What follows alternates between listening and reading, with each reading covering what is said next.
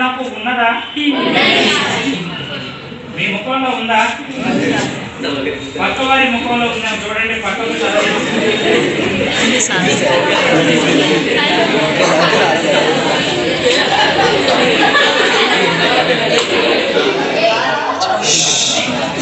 Okay.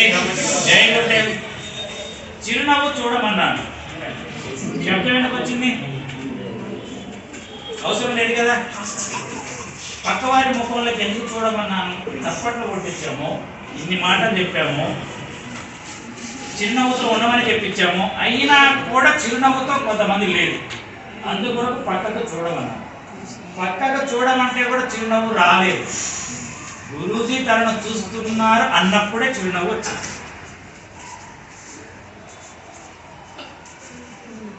మీరు ఒక్క నెల రోజులు ఇవి పాటించి చూడండి.